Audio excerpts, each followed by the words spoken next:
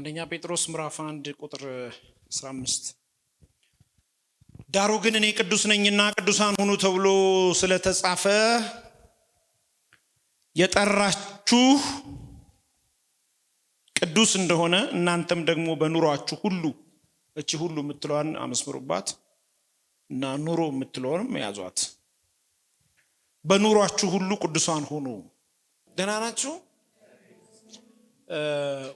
ወደ ስኬታችሁ አንድ ምዕራፍ የምትቀርቡበትን አዲስ ትምህርት ነው ብንጀምረው። አዲስ ትምህርት ማለት ከዚህ በፊት የማታውቁት ሳይሆን የምታውቁትን ነው። እኛ ቤት እነ ጳውሎስ ያስተማሩትን ደግሞ በማስተማር ነው የምናምነው። የተለየ ትምህርት የለንም። እውነትን ግን ሁሌ ስንሰማው የተለያየ ዳይሜንሽን ስላለው በተለያየ ዳይሜንሽን ከሚቀጥሉት ጊዜያቶች በኋላ ሮብሮ በተለያየ ሐሳብ ንዑስ ርዕሳችንን እየቀያየርን ግን ግራውንዱ መቀደስ በሚል ሐሳብ ላይ እንነሳለን። አንዳንድ ነገሮች ትክክለኛ ትርጉማቸውን ካለመያዛቸው የተነሳ የሰው ህይወት ቡራቡሬ ዥንጉርጉር ሆኖ ወጣ ገባ ይሆናልና በተለይ የዚህ ዘመን ክርስትና በሚያጋጥመን ነገር ነው ኢየሱስን የምንለካው።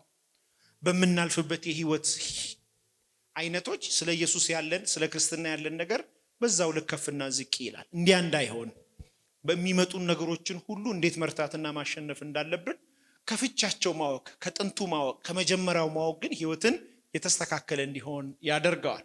ዛሬ ስለ መቀደስ ነው የምንመለከተው። ቅድም እንዳነበብኩላችሁ በዚህ በአንደኛ ጴጥሮስ በራሱ ዳሩ ግን እኔ ምንድነኝ ይላል? ቅዱስ ነኝና ቅዱሳን ሁኑ ይላል። የቅድስና ትርጉም ውስጥ ከመግባቴ በፊት ከኔ ጋር እሺ፣ ወደዚህ ከመግባቴ በፊት ይሄ እንዲገባችሁ አሁን የምነግራችሁ ልትረዱት ይገባል።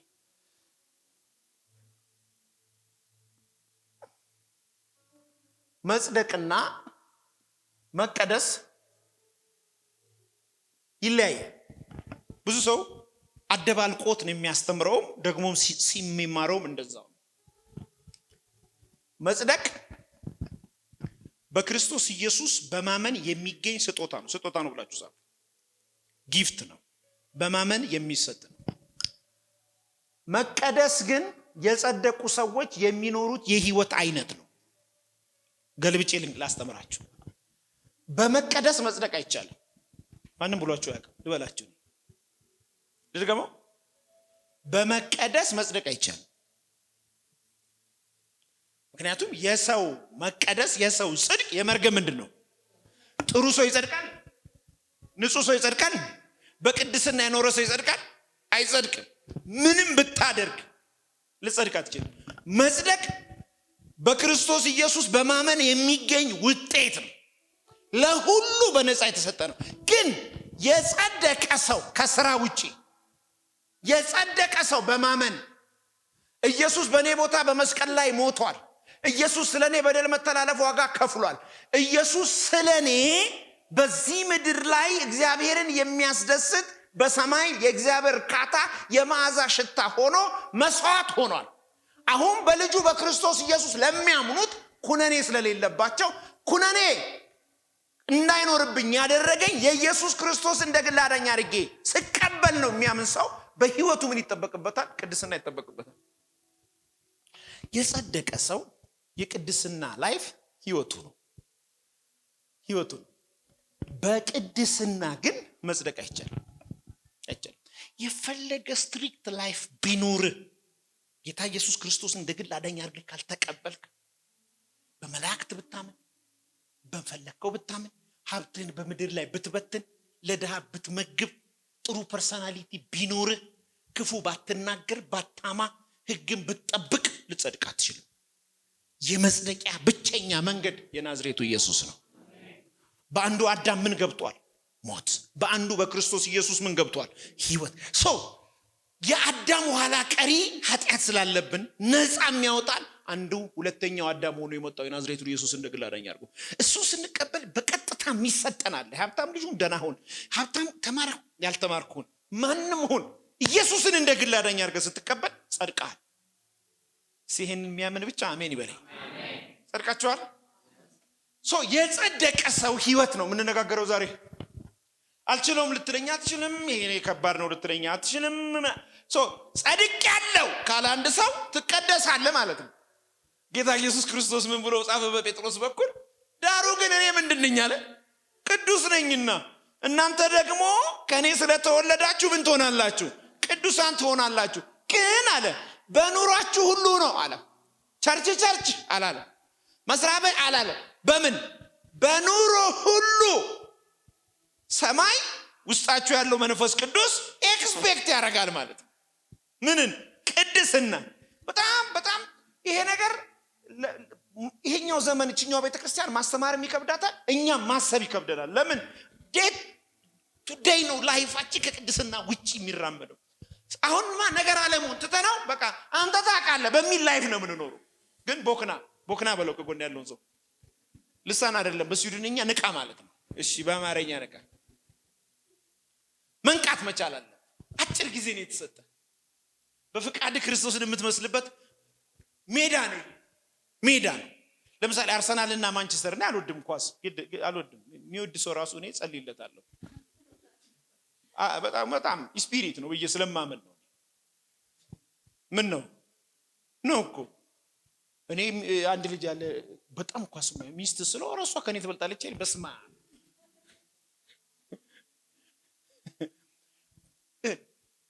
እዚህ ምድር ላይ ጸድቀህ ከመጣ በክርስቶስ ከጸደቅ በህይወትህ በቅድስና እንድትጦር ሜዳ ውስጥ የገባ ኳስ ተጫዋች ትመስላለህ። አርሰናልና ማንቸስተር ተጋጣሚ፣ ዳኛው መንፈስ ቅዱስ 90 ደቂቃ ነው። በአንዳንድ ስህተቶች ምክንያት ንስሐ እየገባ የባከነ ሰዓት ሊጠራቀምልህ ይችላል። የገባው ሰው ገብቶታል። 90 ደቂቃ ነው፣ ግን አንዳንድ ጊዜ 1 ሰዓት ይሞላል። ወይም ደግሞ ከ90 ደቂቃ ያልፋል። ለምንድን ነው ያለፈው ሲባል ዳኛው ምን የባከነ ሰዓት ማለት የተሰጠ የባከነ ሰዓት የተሰጣችሁ ሰዎች አላችሁ። እስክትኖር እስቲ ልለፈው ያለፈው ግን የባከነው ሰዓት ላይ ሰው የባከነ ሰዓት ላይ እጁን ኪሱ ይከተል ፋውል ለመስራት ይፈልጋል። የባከነ ሰዓት ላይ ነው። አሁን እኮ 90 ደቂቃ እነ ጳውሎስ ጋር አልቆ የባከነ ሰዓት አይደለም። ዳኛው የባከነ ሰዓት ላይ ከ90 ደቂቃ ይለያል ላይፉ። ዝም ብላችሁ ንድሮ ስለማይ ነው። ልክ የባከነ ሰዓት ላይ ቢሞት ፊሽካውን ካፉ አወጣው። አሁን መንፈስ ቅዱስ ሊመጣ ቤተክርስቲያንን ሊወስዳት የባከነ ሰዓት ላይ ነው ያለነው። በቅርብ ቀን ኢየሱስ ጌታ ነው ይነፋል ፊሽካው። ኧረ ከምድር ጋር መሰፋት እንሄዳለን። እናንተ እንዴ ኧረ ሀገር አለን። ምን ነው ትሄዳለህ? ተዘጋጅታለሁ ይበለው ጌታ። ይሄን ትምህርት ይጀምረዋለሁ። በጣም ነው የፈራሁት 3 ሳምንት። በሚቀጥለው ሳምንት ግን ልጆች ይመጣሉ ብዬ ጠይቄዋለሁ። በእውነት እንደዚህ ጉባኤው ይሞላል ጌታ ብዬ። ማንም መስማት አይፈልግም። ይሄን ላይፍ ማንም አይፈልግም። የሚገርም ነገር ከነቢያት የሚያፋታ ከትንቢት የሚያፋታ ይሄ ትምህርት ነው። ቀጥ ብለህ እንድትኖር ያደርጋል። ቡርጫም ኮንክ ወደ ውስጥ ያስገባል። በቃ ጂም በለው ያላሰሪን የሚሰራ ደግሞ በሰማው ቁጥር ነው ከላህ ላይ አንዳንድ ነገር ታጣዋል። አሁን እያስተማርኩ ራሱ የሆነ ሰይፍ እያለፈ ነው ቁርጥ ያደርገዋል። አሜን። ሌላ ሰው ሆነሽ ነው የምትሆኚ። ተሞሽረሽ አምሮብሽ ለአንደበትሽ ጠባቂ ይገኝለታል። እዚህ እየተማርሽ ይሄን እየተማርሽ በጎሊና ይቀመጥልሃል። እይታ ይቀየራል። የሆነ ክፉ ነገር ይሸታል። ማን ታጥባለህ? እዚህ ከጎን እንኳን አልታጠበ ሰው ከኔ በሞላ ውሃ ሳሙና ገዛ አርጎ ምናምን ትላለህ። ስፒሪቹዋል ላይፍ ላይ ነው የምንነግርህ። በሰማው ቁጥር ከዛስ መንፈስ ቅዱስ እየሞላ ይመጣል። ቅድስና የጸደቁ ሰዎች የህይወት አይነት ነው ብለህ ጻፍ። ቅድስና የጸደቁ ሰዎች የህይወት አይነታቸው። ኦኬ የህይወት አይነትህ ምን ይባላል ተብሎ ሰው ይጠየቃል። ሲጠየቅ የኔ የህይወት አይነቴ ቅድስና ይባላል። እንዲኬታ መጣው ስለጸደቁ። መጽደቅን በምን አረጋገጥ? አባ ምልበትን የልጅነት መንፈስ ተቀባ። እኔ ኖርማል አይደለም። ማንም ቁጭ በል የሚለኝ ማንም ብድግ የሚለኝ ኦሬዲ ውስጤ የተቀመጠ ንጹህ ቅዱስ ሰማይ ሆኖ በምድር የሚገዛ የእግዚአብሔር መንፈስ ቤተ መቅደስ ማደሪያ እኔ ውስጥ አሉ ሰማይና ምድር የፈጠሩ አሉ። እኔ አንድ ጊዜ እግዚአብሔር እንደዚህ ያለኝ ጎንደር ይመስለኛል ስማዳ ማለት ሰላም የታውቃለህ ስማዳ አንድ ነብይ መጣች። አሁን ወደ ጌታ ሄዳለች። የጌታ መንፈስ እንዲህ ይለኛል አለች። 1996 ዓመተ ምህረት ይመስለኛል አረሳው። የጌታ መንፈስ እንዲህ ይለኛል አለኝ። ልጄ አለኝ ሳሙና ሆንክብኝ። ሳሙና ምን ማለት አልገባኝም። ሙልጭ አልክብኝ፣ አልያዝ አልከኝ። እንደዚህ አይነት ትንቢት እንኳን አንተ ነብይላችሁ ተመልሳችሁ ስለማትመጣ ሙልጭ አልያዝ አልከኝ። እኔ ልሰራብህ ለትውልድ አባት ላረግ ስፈልግ አልያዝ አልከኝ። ይኸውልህ አሁን እዚህ ታገኘኛለህ፣ ከሰዓት የሆነ ቦታ ታገኘኛለህ። ናይኗን በለኝ በቃ። አልያዝ አልከኝ። አልያዝ ስላልከኝ አለኝ በብሉይ ኪዳን ለማን ነው ለዮናስ አሳ ነባሪ እንዳመጣውለት እና እንዳስተካከልኩት ላንተም የአዲስ ኪዳኑን አሳ ነባሪ ያመጣልሃለሁ ብሎ ወሰደኛ። ስማዳ ዘጋኝ። ስማዳ ይኸውልህ መግቢያ እንጂ መውጫ የለው። ስማዳ ኪስ ነው። መብራት የለም። አሁን ገብቶን አላውቅም። መብራት የለም። በሳምንት አንድ መኪና ነው የሚመጣው ችኳንታ። እዛ ነው 6 ጊዜ መጽሐፍ ቅዱስ ነው ያነበብኩት። አንተ እኮ ገልጠው አጨረሰው። እኔ 6 ነው ያነበብኩት። ሰው መርቅኖ የማያነበውን ቁጭ ብሎ ነበር። ደግሞ ሲገባኝስ በ3 ዓመቴ ባህር ዳር ወጣሁ። አባብላታለሁ የሚለው ቃል ገባኝ። እና ይሄ ምልህ ለምንድን ነው? እኔ ከውድቀቴ ተማርኩ። መቀደስ አቅቶኝ ከኔ ለምን አትማርም አንተ? መጽሐፍ ቅዱስ እንደዚህ ይላል ምሳሌ 14 ላይ ሰነፍ አለ ሁል ቀን ይማራል አለ። የሚማረው ግን ከወደቀ ሰው ሳይሆን ራሱ ወድቆ ነው የሚማረው። እንክትክት ብሎ ነው የሚማረው። ጠቢብስ ይላል ከታች ቁጥር 14 ላይ ከሰነፍ ይማራል አለ። ምን ማለት ነው? ከወደቀው ነው የሚማረው። ሰው ውድቅ ሲል ከተነቃ ይገደድም እሱ ከተመታን ይለን መታለብ ብሎ አየ ጠቢብ እንዲህ ነው። ሰነፍስ እየተፈታፈቀ ነው የሚማረው። አንተ ተኮርኩሞ ነው ምን ይገባሃል? ሳትኮረኮም ከተኮረኮመ አይገባህም። ግዴታ አንድ ጥርስ እስኪወድቅ ከጎና አያዋጣም በለው። እኔ ቀድሳለሁ በለው። የምትወዱት ልጅ የወለዳችሁት የራሳችሁ የስጋችሁ ልጆች ሁሉ ነገር አሟልታችሁለት፣ ንጹህ ልብስ ሰጣችሁት፣ ሁሉ ነገር አድርጋችሁለት አባት ነኝ ልጄ ነህ ብላችሁ ስሙን በስማችሁ ጠርታችሁት ሁል ቀን አሮጌ ልብስ እየለበሰ ቢጠብቃችሁስ ይሄ ልጅ ችግር ምንድን ነው? ሁል ቀን ቆሻሻ ልብስ የሚያረካው ልጅ ቢኖራችሁስ? ሁል ቀን የሚሸት ልብስ። እኔ እኮ አባታ ሀብታም ነኝ የጎደለብኝ ነገር እኮ የለም። እኔ ንጹህ ነኝ አንተም ንጹህ ሁን። ለምንድን ነው አትታጠበው? እሺ እንደምንም አጥበው ተመልሶ ቆሻሻ።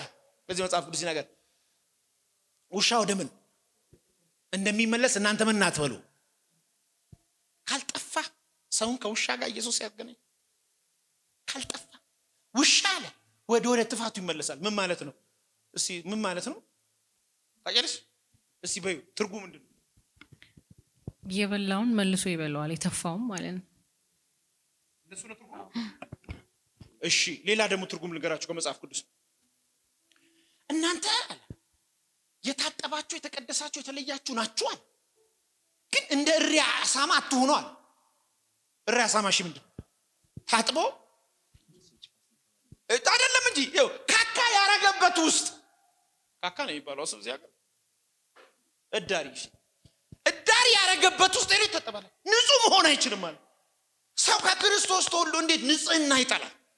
እንዴት ቅድስና ይጠላል? እንዴት ጥሩነት ይጠላል?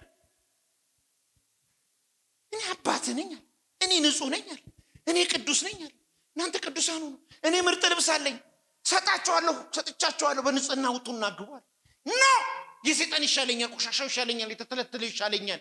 አባትን የሚያዋርድ አባትን አንገት የሚያስደፋ አባትን ክብሩን ዝቅ የሚያደርግ ልብስ።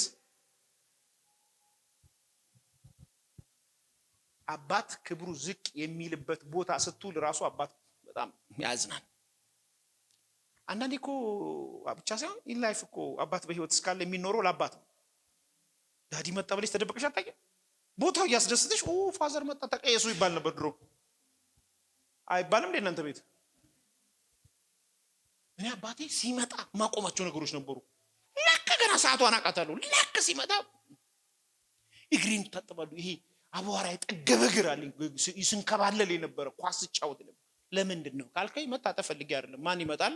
ሾላ አረዶ ቦሩ ጫላ ይመጣል። እሳቸው ደግሞ ከመጡ ያንጠባጥበዋል። የጤና መርፌ ይሰጣል በዛ ቁመቱ። ስለዚህ ባለ አቅም ምንድን ነው የምታደርገው? በጌታ ሰላም ታጥበ ተዘጋጅተህ ተስተካክለ ትጠብቃለህ ማለት። ክብር ለስሙ ይሁን። የጸደቁ ሰዎች ህይወት የቅድስና ህይወት ነው። የቅድስና ትርጉም ልምጣ። እኔ እዚህ እያስተማርኩ እዛ ጋር የሚሸመድዱ ያላችሁ ልጆች ደህና ናችሁ? ሰላም ለእናንተ ይሁን። እሺ፣ የቅድስና ትርጉም ቀጥታ ትርጉሙን። በነገራችን ላይ ይሄ የአገልጋዮች ጉባኤ ነው። ነገ እኔ በሌለሁበት ጊዜ የምታስተምሩት እናንተ ናችሁ። ይህ የቤተ ክርስቲያናችሁ ራእይ ትምህርት ነው። ይሄን ትምህርት በኢትዮጵያ ውስጥ ከ700 ቸርቾች በላይ አሁን አይ ቲንክ 1500 ቸርቾች ተመሳሳይ እናስተምራቸዋለን። ኢትዮጵያ አማኑኤል ህብረት ቤተክርስቲያን ሙሉ ትምህርቷ ይሄ ነው። በአንድ ጊዜ የቸርቿ አባል አገልጋይ የሆነ ሰው ይሄ ዶክትሪን ካልገባው ህይወቱ ሊቃና አይችልም፣ ሊቀየር አይችልም። ስለዚህ ትክክለኛ ትርጉሙ ሲገባ ጉንፋን ብቻ አይደለም የሚገባው፣ ትምህርትም ይገባል። ስለዚህ አገልጋዮች ሊተረጉሙ ሲገባ እግዚአብሔርን ቃል ከመሰረቱ ነው የሚተረጉሙት። የቅድስና ትርጉም መቀደስ የሚለው ቃል ቀጥተኛ ትርጉሙ መለየት ነው። ትርጉሙ ምንድነው? ሲያ መለየት። መቀደስ ማለት ምንድነው? መለየት። መለየት ባጭር ቋንቋ መለየት ከምን? ቅድስና በቅድስና ከኃጢአት ከርኩሰት በጣም ወዳት ቃል ካልተገባ ህይወት ደገሞ እዚህ ጋር መለየት ካልተገባ ህይወት ዝርዝሩ ይሄ ነው። በአጠቃላይ ግን ሲጨመቅ ካልተገባ ህይወት መለየት። ይሄንን ደግሞ ሲያብራራ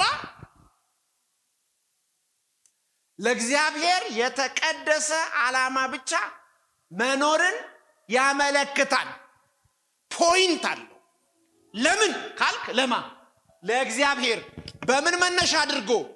በአንደኛ ጴጥሮስ ምዕራፍ 1 ቁጥር 15 እኔ ቅዱስ ነኝና እንዳለ መነሻ አለ። ለእግዚአብሔር እግዚአብሔር ምን አድርጎናል? በቅድስና ጠርቶናል። ምን እንድንኖር። ከየት? ከዓለም። ከየት? ከጨለማ። ከየት? ከማይገባ የጠራን ጌታ አምጥቶን ዝም ብሎ አለቀቀንም። ለጠራን ለሱ እንድንኖር ይፈልጋል። እሱ ለምንድን ነው ራሱ ለቀ? እሱን እንድንመስል። እሱ ምንድነው? ቅዱስ ነው። አየህ፣ ይዞሃል፣ ለያዘህ፣ ለሱ ትኖራለህ። አለቀቀህም። በቃል ነው ያወጣህ፣ አጽድቆሃል፣ አለቀቀህም። ለቃሉ እንድትኖር ይፈልጋል። እስቲ ተይዣለሁ የሚል ሰው አለ? ይኸውልህ አትንፈራፈሪ። ገብተሃል፣ መረብ ውስጥ ገብተሃል። ልትላላት ትችላለህ እንጂ አታመልጥም። እሱ እጁ ላይ ያልገቡ ይሻላል። የገቡ አምልጦ አያውቁም። እሱ ደግሞ ታማኝ ሰራተኛ፣ ምን እንደሚለቅብህ ያውቃል። ውሃ ይለቅብሃል ከፈለገ፣ አንተን በቅድስና ለማኖር ከፈለገ እሳት ይለቅብሃል። ብቻ አንጥሮ አስተካክሎ ለውበት ያከብራል። ይኸውልህ ያ ህይወት አስፈላጊነቱ ለምሮ ታውቃለህ። የእሱን ስጦታ እንድትቀበል ያደርግሃል። እሱ ንጹህ ነው፣ ስጦታዎቹ ንጹህ ናቸው። ስለዚህ አውራህና እሱን የሚሰጥህ የእሱ አይነት ህይወት ሲኖር ገብቶሃል። ክብር ለስሙ ይሁን። ስለዚህ ለእግዚአብሔር የተቀደሰ ዓላማ በጣም በደንብ ያዟል። ብቻ ትምህርት አንጨምርም፣ ትምህርት አናስተካክልም። ስላደግን ትምህርታችን አያድግም። ትምህርት አያድግም። አባቶቻችን ያስተማሩትን ትምህርት ምን ደግሞ ኖረውታል። በቅድስና ኖረው ዛሬ ምድሪቱ ላይ እንደ አሸን ወንጌል እንዲወጣ ያደረገው ተከፈለ። የተኖረው አካል ተኖረው የጠራህ የታመነ ነው። በቅድስና ብቻ ትምህርት ሳትጨምር በእግዚአብሔር ቤት ማድረግ ይቻላል። ንቀው በእግዚአብሔር ቤት ማድረግ ይቻላል በለው። ድገምና በለው። በእግዚአብሔር ላይ ማድረግ ግን አይቻልም በለው። ብዙ ሰዎች በእግዚአብሔር ቤት ሲቆዩ በእግዚአብሔር ትምህርት ላይ ማድረግ ማለት እኮ እንዲወራለ በትምህርት ላይ ማድረግ ማለት በትምህርት ላይ አይታደግ። በቅድስና እንድንኖር ቅዱሱ ጠርቶናል። ስንቀደስ ይልና ዓለምን ቀጥተኛ ትርጉም የሚጠቅላት ኃጢአት ነው። ከኃጢአት የተለየን ነገር ግን በዓለም የምንኖር የእግዚአብሔር ሕዝቦች ሆነናል። ይሄ እኮ ለሰይጣን ራስ ምታት አይወደውም። ይሄን ትምህርት ስንቀደስ አለ ሆሊ ስንሆን አለ። ለምን ኦልሬዲ ጸድቀናል አለ። የእግዚአብሔር መንፈስ ማደር ያለብን አለ። መቀደስ መለየት ነው አለ። ከምን ከማይገባ ህይወት፣ ከምን እግዚአብሔርን ከማያከብር። በነገራችን ላይ ይሄ ትምህርት አለኝ ጌታ ከሰይጣን እንድታድናቸው አይደለም በነገራቸው አለኝ፣ ከራሳቸው አለ። ከተዋረደ ህይወት፣ ከተመሳሳይ ህይወት፣ ከማይመች ህይወት መክበሪያ መንገድ በር ነው። ኪን ነው የምሰጣቸው። ከምን እንደምትለየው ከማይገባ አስተሳሰብ ከራስህ ጠላት ሰይጣን ብቻ አይደለም። በነገራችን ከሰይጣን በላይ ጠላታችን ራሳችን ነው። ኢየሱስ ያዳነን ከሰይጣን ብቻ አይደለም፣ ከዛ ክፉ ሰው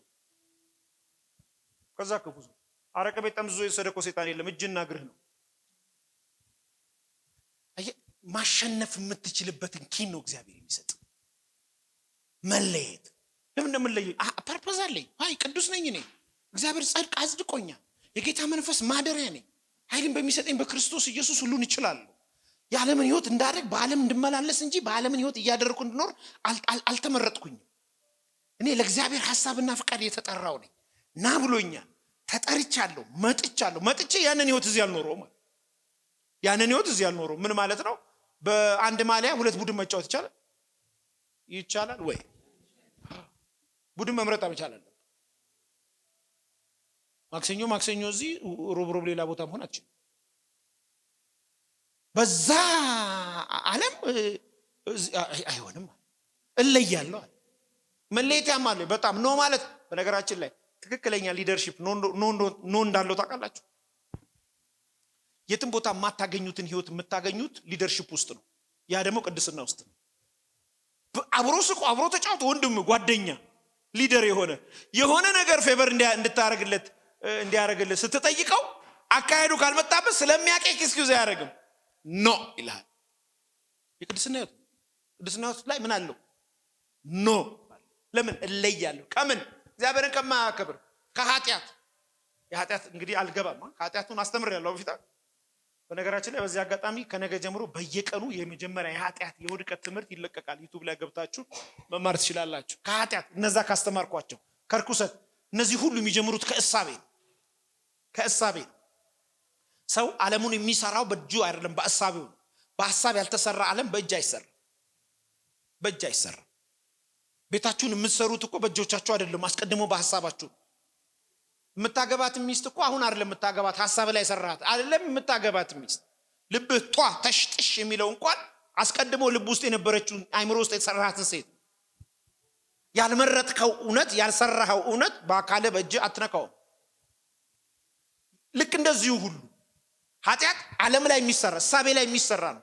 እግዚአብሔር በክርስቶስ ኢየሱስ እኮ ተው አትንካ አይደለም ያለው። ሐሳባችን ሲቀየር ድርጊታችን ተቀየረ። ለካ ሰዎች ወደ ክፋት የሚያስኬዳቸው እሳቤያቸው ነው። የእሳቤያቸውን ዓለም በትምህርት ስንቀይረው የሚያስቡ ሲቀየር የሚኖሩት ተቀየረ። አየህ፣ ኑሮን የምቀይረው በትግል አይደለም በእሳቤ ነው። እሳቤ ሲስተካከል ኑሮ ይስተካከል። ስለዚህ ከየት እንወጣለን? ከዓለም፣ ከኃጢአት፣ ከርኩሰት፣ ካልተገባ ህይወት። ክብር ለስሙ ይሁን። ፈጠን ብዬ ልናገር ካለኝ ሰዓት አኳያ። በሁለተኛ ደረጃ የተፈጠር ነው ይላል። ኦሪጂናችንን የሚያነሳው ሰው መጀመሪያ ካለው እዚህ ጋር አይከብደው። ሰው አንድ ቁጥር ካለው ሁለተኛና ሶስተኛ አይከብደው። ሁለት ቁጥር ሶስተኛ ላይ ያላችሁ ግራ የተጋባችሁ ሰዎች አትታገሉት ለመፍታት። ሁለት ቁጥርና ሶስት ቁጥር ወደ መጀመሪያው ሂዱ፣ ወደ ኦሪጂኑ። የተፈጠርኩት ለምንድን ነው ሲል ወደ መጀመሪያ ነው የሚመለሰው። የአገልጋይ መጀመሪያ ያለው፣ የቅዱሳን መጀመሪያ ያላቸው። መጀመሪያ የሌለ ሰው ምልክት አለው። በነገራችን ላይ እንደምን አደርክ በሉት ጎረቤታችን ጠዋት ተነስታቸው እግዚአብሔር ይመስገን ይላቸው። ጠጋ ብላችሁ ብትሞት ወዴት ትሄዳለህ በሉት። ለአንድ ደቂቃ ማሰብ ጎረቤት አይኖራችሁም። በጣም አስተዋይ ከሆነ እግዚአብሔር መሐሪ ነው አለ የሚላቸው። ካልሆነስ ፍታት ተፈቶልኝም ቢሆን ገባለ። ቆሞ ያልተፈታ ሞቶ ሊፈታ። የመረጥከውን ህይወት ነው የምትኖረው። ፍጻሜ ላይ የሚጠብቅ ህይወት ዛሬ መረጥከው። ማታ ላይ ሲንገዳገድ አረቄ ጠጥቶ ያያችሁ ሰውዬ እኮ ማታ ላይ አይደለም የሰከረው፣ የቀን ውሎ እኮ ነው ማታ እንደዛ ያደረገው። ቀን ጠዋት ላይ ነው ኦልሬዲ ሰውየው የሰከረው። መስሪያ ቤት እያለ ነው የሰከረው፣ ስራ እየሰራ ነው የሰከረው። የቀን ውሎ ነው እዛ ጋር ይታል። እኔ አሁን አንዳንድ ሰዎች ያጋጥሙኝ ቀን 60 ዓመት 70 ዓመት 50 ዓመት ሆኖ ሲለምኑ በጣም ነው የማዝነው። ምን እንደማይታቀል እዛ ውስጥ ሰውየው ነው ያዋለው ቆሽሽ ብሎ አይሆንና 20 ዓመቱ ላይ ምን እያደረገ ነበር ማሰው ነው። ቆይ 30 ዓመቱ ላይ እንዴት 30 ዓመቱን ቢቀልድበት ነው አሁን 50 ዓመት በጥፊ ብሎ ያስወጣው። እንደዛ ነው ያደረገ። 20 ዓመት ከቀለድ 15 ዓመት ከቀለድ 25 ዓመት ላይ ከቀለድ 30 ዓመት ላይ ከቀለድ 40 ዓመት ላይ ከቀለድ 50 ዓመት ላይ አይራራልህም። ትናንትና ቀልደህብኛል በወጣትነት እኔ ደግሞ ቀልድብሃለሁ ብሎ አጣድፎ ነው የሚገልህ። ለዚህ ነው ትወደኛለህ? አዎ። በጉብዝና ሰዓት ታጥቀህ ፈለክበት ትሄዳለህ። ባረጀ ጊዜ ግን መርጠህ መኖር አትችልም። የሰው ፊት ታያለህ። ማንም ነው የሚጫወትብህ ደግሞ አለ። እሱ ብቻ ያነሱሃል አለ። ከዛ ወደሚፈልጉ ቦታ ይጥሏል። ገብተህ ተመልከት። ሉቃስ ወንጌል ላይ ነው ያለው ይሄ። ሉቃስ ወንጌል 21:22 ላይ ወደ ፈለጉበት ይወስዷል። መርጠህ መኖር አትችልም። በስተርጅና የስተርጅና የልምላሜ ህይወት የሚነገረው ዛሬ በማስተምር ህይወት። ዛሬ መረጥከው ንጽህና ነገ ያከብራል። ይከብራል። ካለበለዚያስ ኮፍያ አውልቀህ ነው የምትለምነው። ትለምናለህ ስለ ይሄ መገለጥ አያስፈልገውም። ዛሬ መረጥከው ምርጫ ነው። ነገ ዱብ አይልም፣ ተጠራቅሞ ነው የሚመጣው። ዛሬ በንጽህና ስደምር ነገ ትለመልማለህ። በሽምግልና ሰዓት ትለመልማለህ። ታዛለህ፣ ትፈራለህ፣ ትከበራለህ፣ ትደመጣለህ። ባልጋህ ላይ ምንጣፍ ይዘጋጅልሃል። ትመሰገናለህ። ማን ቀና ብሎ ያያል? ኖሮታል ይባላል። በወጣትነቱ ለኔ ኖረ ይባላል። መሮጥ ሲችል ለራሱ ለኔ ሮጠ ይላል። ለራሱ መመንዘር ሲችል ለኔ መነዘረ ይላል። ለሆሊ ለኔ ነው። ሲቀመጥ ከኔ ጋር ነበር የተቀመጠው። ሲነሳ ለኔ ተነሳ። የሚያምረው መብላት ፈልጎ እንኳን አልበላም። የሆነ ነገር ማድረግ ፈልጎ ስለ ስሜ ሲል ትቶታል። ስሜን አውቀዋልና ደግሞ አንድ ቀን ታደቀዋለሁ ይላል። ከዛስ አከብረዋለሁ። ክብር ለስሙ ይሁን። ስለዚህ ወደ መጀመሪያው ስንመለስ የተፈጠርንበት በእግዚአብሔር መልክና ምሳሌ ነው። ፍጥረታችን ዘፍጥረት ምዕራፍ 1 ቁጥር 27 ፍጥረቴ በእግዚአብሔር መልክ ነው የተፈጠርኩት። ኑ እንውረድ አለ አይደል? 27 ኑ እንውረድ፣ ሰውን እንፍጠር በመልካችን እንደ ምሳሌያችን ሰዎችን እንፍጠራቸው። እዛ ውስጥ ዩኒቲን ያሳያል፣ ትሪኒቲን ያሳያል፣ አብ ወልድ መንፈስ ቅዱስን ያሳያል፣ እግዚአብሔርን አብሮነት ሰራተኛነት ያሳያል። ሰው በእግዚአብሔር ፕሮግራም እግር ጥሎት አልፈጠረውም። በዓላማ ነው የተፈጠረው። በዓላማ የተፈጠረ ሰው ደግሞ እንደ ልቡ እንዲኖር አልተፈቀደለትም። በዓላማ የተፈጠረ ሰው፣ በፕሮግራም የተፈጠረ ሰው ለፕሮግራም ነው የሚኖረው። ጻፉ። በፕሮግራም ተፈጥሬያለሁ፣ ለፕሮግራም እኖራለሁ በሉ። ጥቅሙ መሰለ ኤልያስ ጥቅሙ ነው ታውቃለህ? ለምሳሌ አንተ ዛሬ እዚህ ፕሮግራም አለ፣ ሰንበዲ ደውሎ ና ቢልህ ትመጣለህ? አትሄድም። ለምን? እዚህ ምን አለ? ፕሮግራም አለ። እዚህ ምድር ላይ ስትኖር ፕሮግራም አለ። you are busy። የሆነ ቦታ እንሂድ ሲል ብድግ ብለህ የምትሄድ ሰው እኮ አይደለም። ዛሬ ምን አለሽ ነገ ምን አለሽ ግን ብላ እንደምትወድሽ ጓደኛሽ ትደውላለች። ስራ ፈት እኮ ነው። ፀጉር ቤት እንሂድ፣ እሷ ልትሰራ፣ እሷ ልትታጠብ፣ እሷ ካክስ ልትገባ፣ አንቺ ቁጭ ብለሽ ልታይ ትሄጃለሽ። አንቺ ይሄ ትምህርት አልገባሽማ፣ ፕሮግራም የለሽም ወይ? ምን ፕሮግራም የለኝም እኔ ቤት ቁጭ ብዬ እንደሞ ከሜዳ አብረሽ ፕሮግራም አለሽ። ከዘላለም እቅድ በፊት የተፈጠረልሽ ፕሮግራም አለ። የፈጠረሽ በፕሮግራም ነው፣ ምትኖሪ ፕሮግራም ነው። ማንም የሚያነሳሽ ማንም የሚያስቀምጥሽ እግር ጥሎሽ የመጣ ሰው አይደለሽም። በፕሮግራም ነው የመጣ ነው። ክብር ለስሙ ይሁን። ተፈጠርንለት። ወደ ኋላ ስትመጣ እግዚአብሔር እሱን እንድንመስል ነው የፈጠረው። እግዚአብሔር ይህ መልክ በጣም ደስ ይለኛል። ይህ መልክ እንዲህ ብዬ ጽፌዋለሁ፣ በሕዝቦቹ ተገልጦ እንዲታይ ይፈልጋል። ራብተኛ ይሄ መልክ አለ ኦሬዲ ያለቀ ማለት አስቀድሞ ያጸደቀ ያወቃቸውን አጸደቃቸውን አከበራቸው። እንግዲህ እግዚአብሔር ያጸደቀው ማን ይኮንናል? ይሄ መልክ እኔን የሚመስለው እነሱ ውስጥ የተቀመጠው መልክ እንዴት ነው የሚወጣው? አመዱ ከላይ ሲነሳ በቅድስና መኖር ሲፈልጉ ብቅ እያለ ይመጣል። ቅድም እንደነገርኳችሁ አንድ ሀብታም አባት ለልጁ ምርጥ ልብስ ለብሶ ልጁ ግን ምርጥ ልብስ መልበስ አልፈልግም ሲል የገባው ቀን በቃ አንተ ያልከው ይሁን አባቴ ብሎ ሲታጠብ ሲቀባ ሲለብስ ወይ እንትና ልጅ ነለካስ ቅድም ቆሻሻ ነው እኮ እሱ ልጅ አትመስልም ነበር። አዎ ቆሻሻ ስለሆነ ነው፣ መልበስ ስላልፈለገ ነው። ነበረው እኮ የክት ልብስ ነበረው፣ የሚያምር ልብስ ነበረው፣ ውድ ልብስ ነበረው፣ አባቱን የሚመስል ልብስ ነበረው። ነገር ግን አባቱን የሚያከብሩት ሁሉ እሱንም እንዲያከብሩት አልፈለገም። ከአባቱ ክብር ይልቅ የራሱ ክብር፣ የራሱ ልብስ፣ የራሱ መብት፣ የራሱን ፍላጎት ፈለገ። ይሄ ደግሞ ሉቃስ ወንጌል ምዕራፍ 15 አሳይቶናል። የራሴ ልብስ ይሻለኛል፣ ድርሻዬን ስጠኝ ብሎ ራሴን መምራት ፈልጋለሁ ብሎ ሄደ። ከጥቂት ቀን በኋላ በትኖት ጨርሶ መጣ። ሲመጣስ ወደ አባቱ ቤት ነው የመጣው። አባቱ አውቆታል። እኔ ሁሉ ቀን እላለሁ ሲመለስ ልጁ ወንድሙ ቢያው እንደማያውቀው ታውቃላችሁ። አንተዋወቅም እኮ የሚያገን የፈጠረ ብቻ እንኳን ስንመለስ ራሱ አየን። ገብቷቸዋል። እዚህ አካባቢ ስትመለሽ ያየሽ ወንድምሽ እህትሽ ቢሆን ኖሮ እንዴት እንደሚያደርግ ሰብርብርሽ ነበር የሚያወጣው። እንኳን እግዚአብሔር አየ፣ አባቱ አየ። አባት ብትጠወልግም አይረሳም፣ ፊት ቢያረጅም አይረሳም። ግማቱ እንኳን አልከለከለው። ሽታው ልጁ እኮ ሪያሪያን የሚለው በዚህ ላይ መጠጥ ይጠጣል፣ ያጨሳል፣ ምን ይጠቃቀማል። ኢየሱስ ቤተሰብ ነው ላው ላይ ያለው። አባቱ ግን አወቀ፣ አቀፈው፣ ሳመው፣ ይጠቡታል፣ እጅ ጠባብ አምጦለታል። መመለስ ካለህበት መለየት ስለሆነ ይሄንን እግዚአብሔር ስለሚያውቅ ቀየሩለታል። አለ የተዘጋጀ ልብስ አለ ወርቅ ከሆነአለ ለተመለሰ ለተለየ እኔን ላለ ትቶ ለመጣ አጥፍተ መጣ አይልህም። መመለስ ነው ይፈልገው። ከሱ ጋር ለመኖር እሱም በመምሰል ለመኖር ከፈለክ አለው ልብስ አለው። ተተመጣ ነው ያ ምርጫን ያምትወደውን ያ ያፏጩልህን አንተ ቀሽቲ ምናምን ያልሆን ሁሉን ተመጣ። ግን እኮ እኔ የመጣሁት ልጅ ለመባል አይደለም። እና ምን ለመባል በሰማይና በምድር መካከል በድያለሁ። የሚገርም አለ ቆሽሽን በቤት ያዋጣኛል። ቆሽሽ እንኳን በቤት እንኳን ደግሞ ወንድሜ ያላየኛል። አንተ ግን አወቀኝ አትረሳኝም ሲል መልኬን የፈጠርኩትን በኦሪጅን መልኬን ዘፍጥረት ምዕራፍ 1 ላይ የፈጠርኩትን መልክ በቆሻሻ ብዛት ስሌን የሳልኩትን ልረሳው?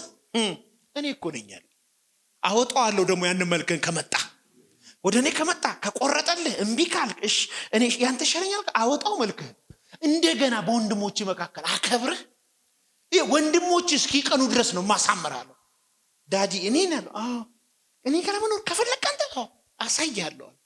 ሰሙ እናንተ ባሪያዎች ሲባል ግር ብሎ ሲመጡ ባሪያዎቹ ወንድም ማያይሽባቸው አለ ሰይጣን ነው የሚያው። በነገራቸው ወርቀትሽን የሚያው ሰይጣን እንጂ ወንድም አይደል። ወንድም ካየ ከባድ ነው በጣም። ወንድም ይሰማል እንጂ አያየው። ቢያይማ ይገልሻል። አንዳንዶች እኮ የተለዩንና ያሙን እኮ ሰምተው ነው ያዩ። ድካማችንን ቢያዩ ደንበኛ ድንጋይ ወጋሪ እኮ ነው። ሰምተው እንኳን አልቻልናቸውም እንኳን አይተው። እግዚአብሔር ከሰይጣን ይልቅ ከነሱ ይጠብቃችሁ። ምን ነው ምን አለ በደንብ አሜን ብትሉ። ባሪያዎች ግን መጡ፣ ማድኑ ግን መጡ። ሲያዩ ጥሩ ልግልግልግልግልግ ብሎ ማን ነው አሉት። ልጄ ጠፍቶ የነበረው መጥቷል። እንበለው ልብስ ቀይሩለት። ሰበር ዜና አለ። ማን ነው በደንብ አሜን ተመለስ እንጂ ከየት ያመጣል አይባልም። እንዴት ይሆናል አይባልም። እግዚአብሔር ሸልሞ ሸላልሞ ቀይሮ ቀያይሮ ለክብር ያደርገዋል። ሰው ያ መልክ እኔ አባት እንደጓጓ የትማን አባት ጓጉቷል። ታጠበ፣ ልብሱን ቀየረ፣ ከዛስ በኋላ እንዲታይለት ፈለገ። በአንቺ መዘነጥ አንቺን በማሳየት አባት እንዴት እንደሚደምቅ እንዴት ደስ እንደሚለው በቅድስና በሚኖሩ ልጆች ማሳየት ሲፈልግ፣ አሁን እኮ ደብቆሽ ነው እንዲጠበቀኝ ምናምን ምን ያርግ ታዲያ? ከዚህ ቤት ስወጣ እንዳያዩ ምናምን ብላን ብለሻላ። ምን ያርግ? እንዴት አይደብቅሽ? ታክሲ ላይ ድሮ ነው የሄድኩት። ታክሲ ላይ ድሮ አንድ ጥቅስ አነበብኩ። ጻፉ እሺ፣ ይሄ ጥቅስ ጻፉ ይጠቅማል። ማነህ ስትባል አጽፎም እንዴ ማነህ ስትባል እኔ ነኝ ብለህ ከማትናገርበት ቦታ አትገኝ ይላል። ታክሲ ላይ ነው ያየሁት። እግዚአብሔር ይመስገን ስላስታወስኩት። ይመስገን በጣም የሚገርም ነው። ለምሳሌ ማነህ ስትባል እኔ ነኝ ብለህ የማትገኝበት። አሁን እዚህ ቤት ክርስቲያኖች ናቸው። እዚህ ፊት ለፊት ጫት ቤት ገብታችሁ በዛ ዘላችሁ ቁጭ ብላችኋል። ሰንበዲ ሰው እናንተን የሚያውቃችሁ ግን ያልዳነ ሰው መጣና ማናተ ቢል እኔ ነኝ ትላለህ።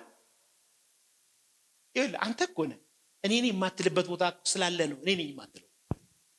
ትርጉሜ ነው ማነህ ስትባል እኔ ነኝ ብለህ ከማትናገርበት ቦታ አትገኝ።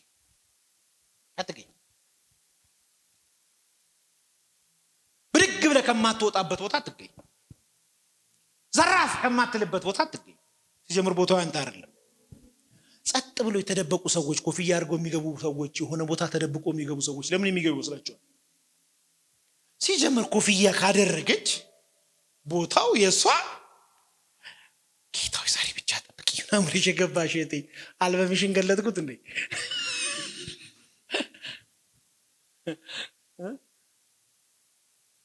ደህና ናቸው።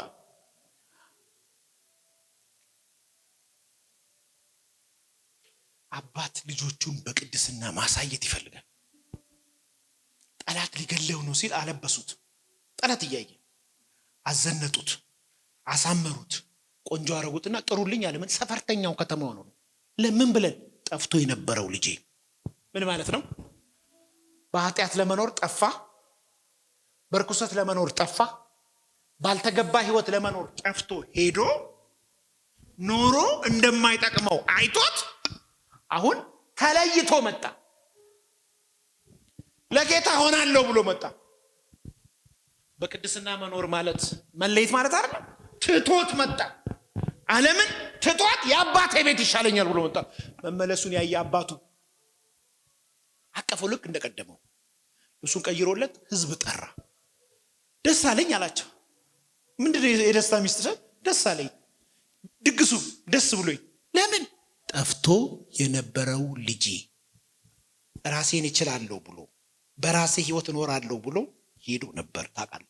አሁን መጣ ከኔ ጋር ለመኖር፣ እኔን እየመሰለ ለመኖር፣ የኔን መልክ እያሳየ ለመኖር። የልጁ ይውላችሁ እቺን በጌታ ስሙ ተገለጠልኝ። ታውቃለህ? ሃሌሉያ።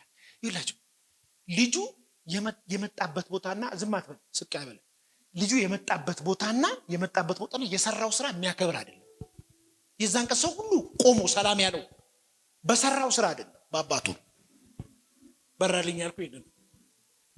ለምን አቅፎ የሳሙት ይመስላል? ለምን እንደገና ያቀፉት ይመስላል?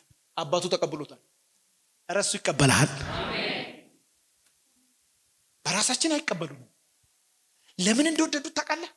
ለምን እንደገና እንዳከበሩት ታውቃለህ? ተቀበለው። ሲያዩ አባትየው ተቀብሎታል። ሲያዩ አባትየው ፈገግ ብሏል። አንተ ፈገግ ካልክ እኛም ፈገግ እንበላ። አንተ ከወደድከው እኛም እንውደደዋ። አንተ ካከበርከው እኛም እናከብረዋ፣ እናክብረው። ኧረ ኢየሱስ ያድናል። የመጨረሻ የእግዚአብሔር መልክና ምሳሌ በህይወታችን የሚገለጠው በውስጣችን በሚኖረው በመንፈስ ቅዱስ ኃይል ነው። ሁለተኛ ቆሮንቶስ፣ ሁለተኛ ተሰሎንቄ ምዕራፍ 2 ቁጥር 13። ይህም ባነበው እንደውም ደስ ይለኛል። እስኪ ከኔ ቀድሞ ያወጣ ሰው ቢያነበው ደስ ይለኛል። ሁለተኛ ተሰሎንቄ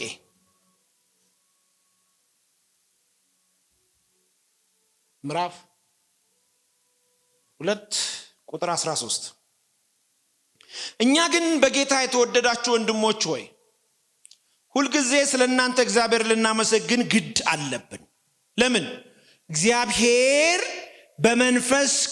በመንፈስ መቀደስ እውነትንም በማመን ለመዳን እንደ በኩራት ፓስማ መርጧችኋልና ይላል። ክብር ለኢየሱስ ይሁን። ማን ነው በደንብ አሜን የሚለኝ? እስቲ ተመርጫለሁ በሉ። እስቲ ለቅድስና ለመኖር እግዚአብሔር በእግዚአብሔር መልክና ምሳሌ በህይወታችን የሚገለጥ በውስጣችን በሚኖረው በመንፈስ ቅዱስ ኃይል። እስቲ አንድ ሰው ጮህ የመንፈስ ቅዱስ ኃይል ይበል። እስቲ የመንፈስ ቅዱስ ኃይል። በቅድስና የምንኖረው በምንድን ነው? በመንፈስ ቅዱስ ኃይል ቤት ነው የሚኖረው በውስጣችን። እፍ ሲል የምንቀበለው አገልጋይ ሲጭንብን የሚገባብን አይደለም። ጌታ ኢየሱስን ስንቀበለው በውስጣችን አለ። በቅድስና እንድንኖር የሚረዳን የማን ኃይል ነው? የእግዚአብሔር ኃይል። ያ ኃይል ምን ይባላል? መንፈስ ቅዱስ ይባላል። ክብር ለኢየሱስ ይሁን። ይሄ መንፈስ ቅዱስ ግን አለ በጣም ኢምፖርታንት ነው። እቺ ይኸውልህ አሁን የምነግርህ ከሳት እስካሁን የነገርኩህ አይገባህም። በመሆኑ በመንፈሳዊ ህይወታችን የሚታዩ ባህሪዎች፣ የሚታዩ የባህሪ ለውጦች የመንፈስ ቅዱስ ሥራ ውጤቶች ናቸው። በህይወታችን ላይ የሚታዩ የባህሪ ለውጦች የመንፈስ ቅዱስ ሥራዎች ናቸው። ለውጥ በጥረት በግረት አይመጣም፣ የመንፈስ ቅዱስ ሥራ ነው። እና ምን አደርጋለሁ? ራሴን አመቻቻለሁ።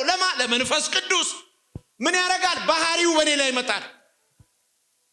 የኔ ባህሪ ይሞትና የሱ ባህሪ ይመጣል። ስለ እግዚአብሔር ባህሪ ረጅም አስተምር ያለው ዩቲዩብ ላይ ገብታችሁ ማየት ትችላላችሁ። ይሄ ሁሉ የ1000 ኪሎ ሜትር መንገድ ስንት ተብሎ ይጀመራል? ሲባንደ ስንት ተብሎ ይጀመራል?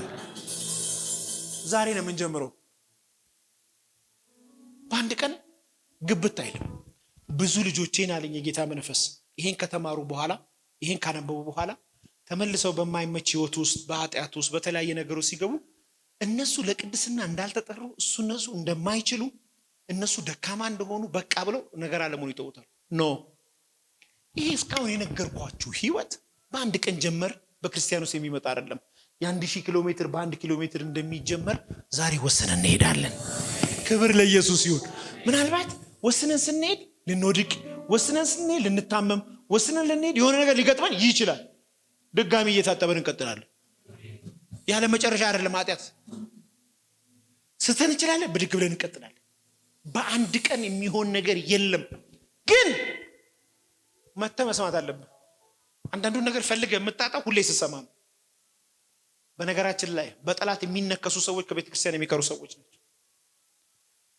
ይሄ ህይወት በመቃጠል አታመጪው፣ በመወቀስ አታመጪው። አንዳንዱ አንቺ ልብሽን ማዘጋጀት እንጂ ልብህን ማዘጋጀት እንጂ እዛ ቦዩ ላይ ሁን እንጂ። ለምሳሌ እኔ የቅድስናን ህይወት ሳስበው የደራሽ ውሃን ህይወት አስበዋል። ደራሽ ውሃ መሀል ላይ ስትሆን እንዲህ እያደረገ ዓለም ይወስዳል አይደል? ካልገባ ይወስዳል አይወስድም። እዚህ ትምህርት ውስጥ ግባ። ስገባ በጊዜ ሂደት እያንከባለለ ይወስዳል። ማክሰኞ ማታ ተማር፣ ታጣዋለህ። አትታገል፣ በቅድስና ለመራር አትታገል። እኔ ሳስተምር አንተ ተማር። ከመማር አትጉደል፣ ከመስማት አትጉደል። ሰምተህ ወጥተህ ምንም ነገር ሊሆን ይፈጠር ይችላል። ራስን አትውቀስ። ተመልሰና እናስማ። ከነጋለህ ተመልሰና ተማር። ድንገት ታጣዋል። ድንገት ካንተ ላይ ይነሳል። እንዴት? አላውቅም። የፈጠረን ግን የታመነ ነው። ደግሞ የበረታችሁ አቅም የሆነላችሁ መወሰን የቻላችሁ መበረታት የቻላችሁ ጎሄድ ሰው በደረሰበት እንዲመላለስ ነው ማስተምረው። ግን ደካማ የሆኑ ልጆች ህፃናትም ስላሉኝ እዚህ ውስጥ በብዙ ነገር ውስጥ የሚተላለፉ ስላሉ ደከምኩ ብሎ ከዚህ ትምህርት እንዲጎድሉ አልፈልግም። በተማሩ ቁጥር፣ በገባቸው ቁጥር፣ ባሰላሰሩ ቁጥር እየወደቁ እየተነሱ አባት ልጁን አይጥል። ወደቀ ብሎ መንገድ ላይ አይቶ ድጋሚ ዳዴ እንደሚያስተምር አስተምርሃለሁ። አይደክመኝም። እኔ ካልደከመኝ የፈጠረ እንዴት ይደክመዋል? ምንኛ መታደል ነው። አሜን ይባላል። በአንድ ቀን ጀንበር አይመጣም። የባህሪ ለውጥ በአንድ ቀን አይመጣም። በአንድ ቀን አይመጣም። ባህሪ በአንድ ቀን ተሰርቶ ይመጣል። የጊዜ ጉዳይ። ብዙዎቻችሁ እዚህ እኔ ጋር የቆያችሁ ሰዎች እኔን የመጀመሪያ ቀን ያገኛችሁ ቀንና አሁን በጣም እንለያያለን። ባህሪን ስታውቁ ብዙ ነገር ሪላክስ አደርጋቸዋል። ስትተዋወቁ ብዙ ነገር ይቀላል። ከእግዚአብሔር ጋርም ልክ እንደዚህ ነው። እግዚአብሔር የራሱን መልክ የራሱን ባህሪ በጊዜ ሂደት እየሰራ ከክብር ወዴት? ከኃይል ወዴት? ከብርታት ወዴት? ይሄ ጨለማ ብርሃን እየሄደ ይናል። ቀስ እያለ ወገግ እያለ ይሄዳል። በነገራችን ላይ የጻድቅ ሰው ህይወት እየጨመረ ሙሉ ቀን እስኪሆን በአንዴ ቡም ካለ አጋንንት ነው። ህይወት ቀስ እያለ ህዝብ ያለ ጌታ ከሴሌውም የሚወጣው የሴሌውም እንደሚወጣው ውሃ ቀስ ብሎ የሚወጣውን የህዝቤ አልወደደውም አለ። ግን አለ ከሴሌውም የሚወጣው ውሃ አለ አይቆምም አለ። ንጹህ ነው አለ፣ ሆሊ ነው አለ። ህዝቤ ግን አለው የሴሌውም ነው አልወደደም አለ። እኛስ አባናና ፋርፋ ፈለገ፣ መዋኘት ፈለገ። ይሄ ግን አለ ከቤሴ ይመጣል።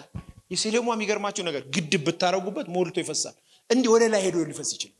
ለምን? ከእግዚአብሔር ምንጭ ነው ያወጣው። ህይወት ቀስ ብሎ ይሙላ፣ አታስቸኩለው። መንፈሳዊ ህይወት ጆተን አይደለም ጻፊ፣ ጆተን ኮረምቦላ አይደለም። መንፈሳዊ ቀስ ብለን የምትጫወት፣ ቀስ ብለን ከእግዚአብሔር ጋር የምትሄደው በእግዚአብሔር ዓለም ውስጥ መኖር ነው። ተረጋግተህ እንድትኖረው መንፈስ ቅዱስ ይፈልጋል። ይኸውልህ መኪና በጣም የሚገለብጠው ታውቃለህ፣ ጠጠር ነው። በጣም ከሮጠ ትልልቅ መኪኖች ወድቀው አይቻቃል። የሚፈጥኑ ሰዎች ናቸው የሚወድቁት። ህይወታችሁን በእርጋታ ነው። መንፈሳዊ ህይወት በቅድስና የሚካሄድ ነው። በቃ ዛሬ አንዱን ትሞክራለህ፣ ነገ አንዱን ትሞክራለህ። ከመሞከር ከመሄድ ከመራመድ አንቆመም። ክብር ለኢየሱስ ይሁን። ይህን አገልግሎት ለመደገፍ ከስር ባስቀምጥነው የባንክ አካውንት እንድትጠቀሙና የወንጌልን ስራ አብራችሁን እንድትሰሩ እያልን ዩቲዩብ ቻናላችንን ሰብስክራይብ በማድረግ ፌስቡክ፣ ኢንስታግራም እና ቲክቶክ አካውንታችንን ፎሎ በማድረግ የጌታን ስራ እንድትደግፉ ጥሪ እናቀርብላችኋለን። ለበለጠ መረጃ በእነዚህ ስልኮች ተጠቅመው ይደውሉ። ተባረኩ።